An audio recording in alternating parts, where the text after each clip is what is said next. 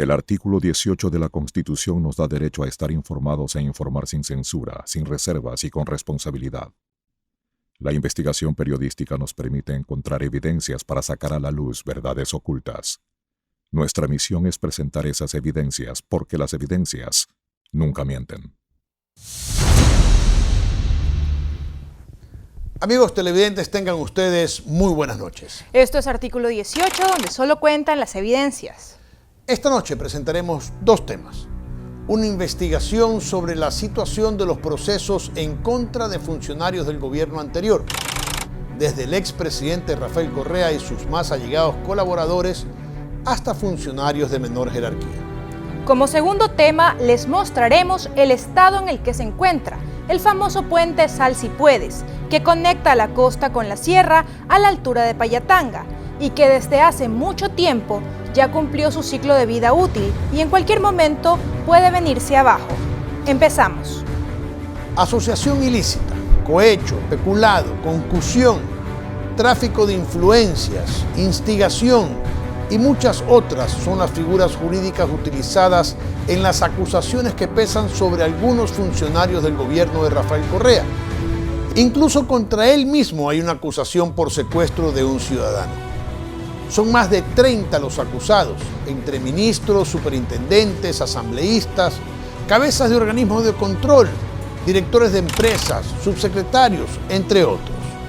Basta revisar el archivo de noticias y la página web de la Función Judicial para encontrar a todos los investigados por Fiscalía y requeridos por la justicia. Algunos de ellos ya están presos pagando sus condenas. Otros prefirieron huir del país para evitar ser detenidos. Todos ellos consideran que se trata de una persecución política. A continuación les vamos a presentar nuestra investigación. Este es tan solo un listado. Seremos breves y directos y no entraremos en detalles sobre cada caso, sino que será solo una enumeración. Nombres, procesos abiertos, casos a los que han sido vinculados y su situación actual.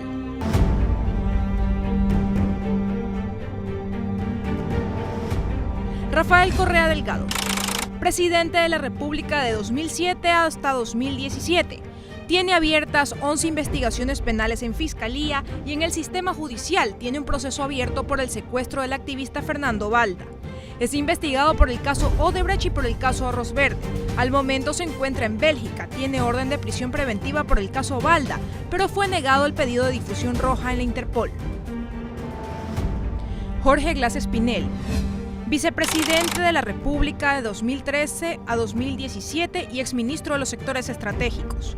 Tiene procesos abiertos por asociación ilícita y peculado, vinculado a casos como Caminosca y sectores estratégicos dentro de la trama Odebrecht, Arroz Verde y Zingue.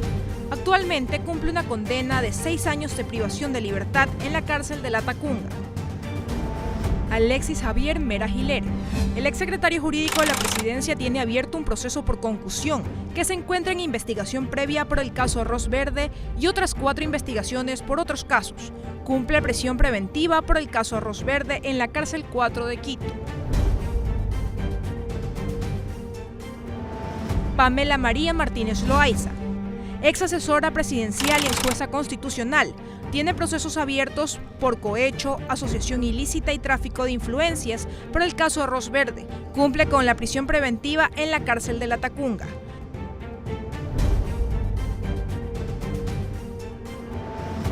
Laura Terán Betancourt, ex asistente de presidencia, tiene igual número de procesos abiertos por el mismo caso Arroz Verde. También cumple con prisión preventiva en la cárcel de La Tacunga.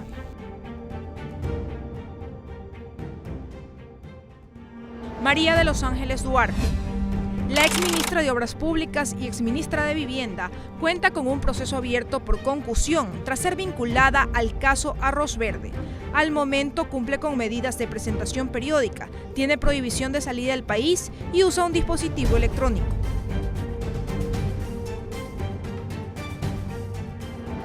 Fernando Alvarado Espinel. Fue secretario de Comunicación, exministro de Turismo y exsecretario general de Presidencia. Al momento tiene un proceso abierto por peculado, por la firma de contratos entre 2003 y 2017 que habrían perjudicado al Estado por cerca de $250.000. Tenía medidas cautelares, uso de grillete electrónico, presentación cada 15 días y prohibición de salida del país, pero fugó en octubre de 2018.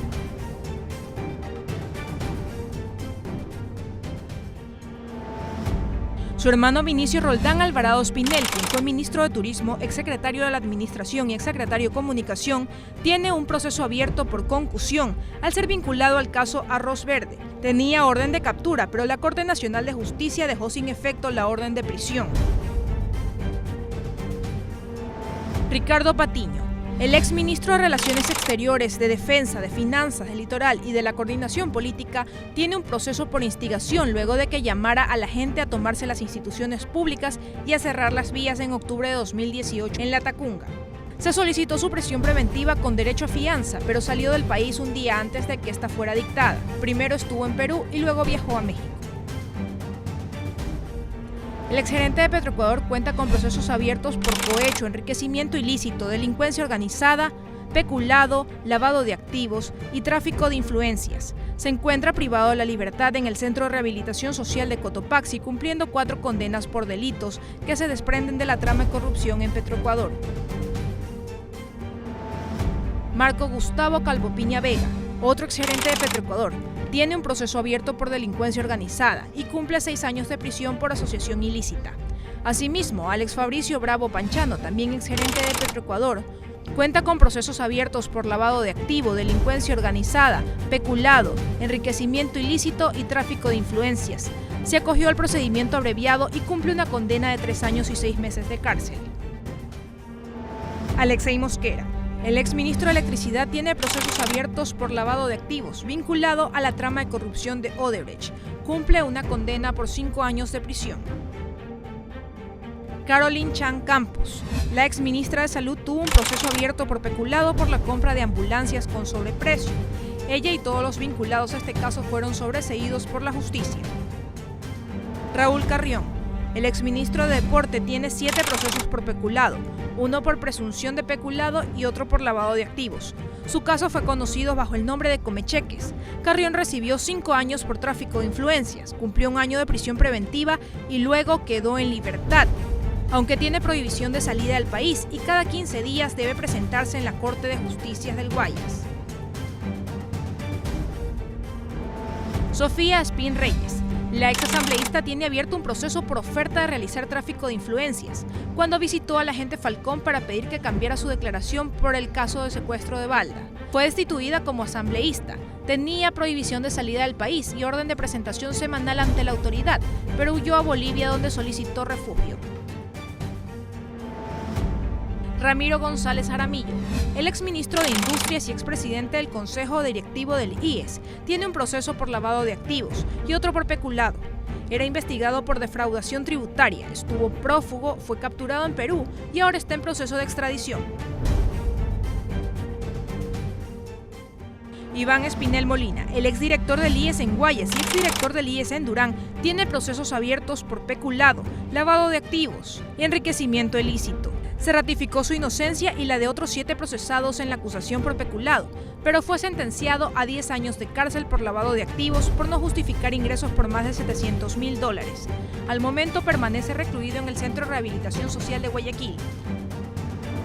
María Sol Larrea, la ex coordinadora del IES, tiene procesos abiertos por peculado, enriquecimiento ilícito y tráfico de influencias. Completó su sentencia de 12 meses de cárcel por el delito de tráfico de influencias, pero continúa detenida pues paga también una condena de 20 meses por enriquecimiento ilícito. En la actualidad es investigada por la adquisición irregular de equipos oftalmológicos. Carlos Polit Fayón, excontralor. Tienen procesos abiertos por concusión y asociación ilícita, acusado de bloquear la acción de control para favorecer a la trama de Odebrecht. El tribunal lo sentenció a 6 años de prisión y el pago de una multa por $40 millones. Está prófugo y vive en Estados Unidos, donde es ciudadano. Carlos Ochoa Hernández. Fue superintendente de Información y Comunicación. La Asamblea lo llamó a juicio político y el Pleno lo destituyó y censuró. Además, Fiscalía lo investiga por falsificación y uso de documentos falsos. Tenía orden de prisión preventiva, pero fugó a Bolivia donde solicitó refugio. Pedro Delgado Campaña, el expresidente del Banco Central del Ecuador y primo del expresidente Rafael Correa, tiene un proceso abierto por enriquecimiento ilícito por el caso del crédito COFIEC. Fue sentenciado a 5 años de cárcel. Se encuentra prófugo desde 2012, cuando dijo que iba al matrimonio de su hijo en Estados Unidos y no volvió. Galo Alfredo Chiriboga Zambrano, el ex fiscal general del Estado, ex embajador y ex ministro de Estado, aunque ha sido llamado a declarar por algunos casos, el SATG registra que se lo investiga por el caso de secuestro de Fernando Balda. Ricardo Rivera Arauz, el ex intendente general de Telecomunicaciones y tío de Jorge Glass, tiene un proceso por peculado, vinculado a la trama de corrupción de Odebrecht. Al momento cumple una condena de 6 años de reclusión.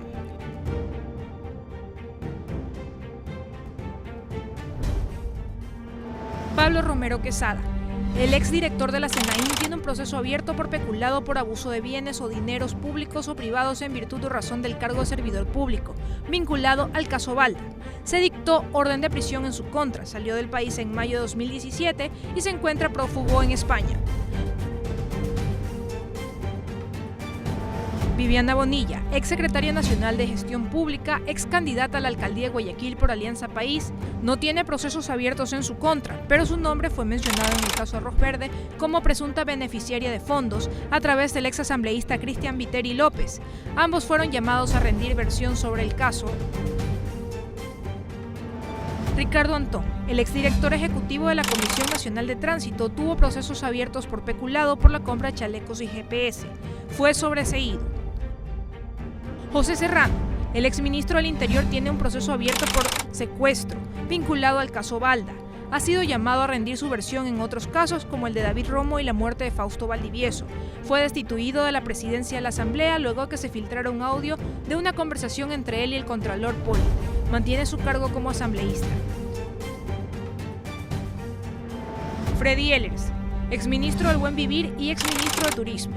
No tiene procesos penales abiertos. Contraloría emitió una glosa con responsabilidad civil que data de cuando se desempeñó como miembro del directorio de la empresa TAME. Similar situación enfrenta Pavel Muñoz, exsecretario nacional de Planificación y Desarrollo de las EMPLADES y ex viceministro de Inclusión Económica y Social. Esperanza Galván, ex asambleísta, tuvo un proceso por presunta infracción penal pública. Se la condenó por cohecho y se le dictó prisión por 3 años. Estuvo privada de la libertad por 27 meses en Azuay y recuperó su libertad. Antonio Buñay, el expresidente del Banco COFIEC, fue procesado por peculado por otorgar un crédito irregular. Fue sentenciado a 8 años de reclusión mayor ordinaria, pero recibió el indulto por parte del entonces presidente Rafael Correa en 2017. Gastón Dusac, el empresario argentino, enfrenta un proceso por peculado al ser el presunto beneficiario de un crédito irregular de COFIEC. Fue condenado a 8 años de cárcel, pero está prófugo en su Argentina natal. Carlos Bernal Alvarado, el exsecretario técnico del Comité para la Reconstrucción, tiene un proceso abierto por asociación ilícita y es investigado por el uso de los fondos del terremoto y recientemente fue mencionado en el informe Lucas Majano. Walter Hipólito Solís Valareso, el exsecretario del Agua, tiene un proceso abierto por peculado por el caso Senagua Ondeo de Gremont. Tiene orden de prisión preventiva, prohibición de enajenar bienes y la inmovilización de sus cuentas bancarias en el sistema financiero nacional. Diego García, el ex procurador, renunció a su cargo para dedicarse al ejercicio profesional. Fue llamado a juicio político a la Asamblea por 5 cargos y fue censurado. Estos son solo algunos de los exfuncionarios que de alguna manera han estado relacionados con escándalos. Nuevas revelaciones siguen surgiendo, como el reciente informe del portal La Fuente, denominado Lucas Majano, en donde los autores mencionan como gestionantes a la exsecretaria de la Política y ahora prefecta de Pichincha, Paola Pavón, al exprefecto de Pichincha, Gustavo Baroja, y una vez más al ex vicepresidente preso, Jorge Glass.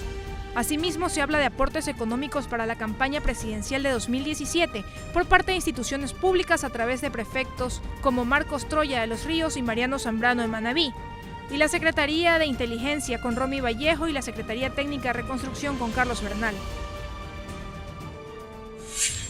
Hay quienes disfrutan que esto le esté pasando a Rafael Correa. Hay quienes gozan al ver todo un gobierno pasado y a un movimiento político corroído por la ambición del dinero. Yo no disfruto con esta clase de reportajes. Como ser humano siento lástima por estas personas que cayeron tan bajo para enriquecerse. Y como ecuatoriano me da vergüenza de haber tenido a estas personas como gobernantes. Por otro lado, considero necesario que la justicia impere, que los pillos paguen por el delito cometido y que se recupere lo robado. Pero que todo se lo haga dentro del marco de la ley. Que sean los fiscales y los jueces que determinen la culpabilidad o inocencia de estos exfuncionarios. Que no sea la prensa, ni las redes sociales, ni la opinión pública que los condene o absuelva. Queremos justicia, no venganza.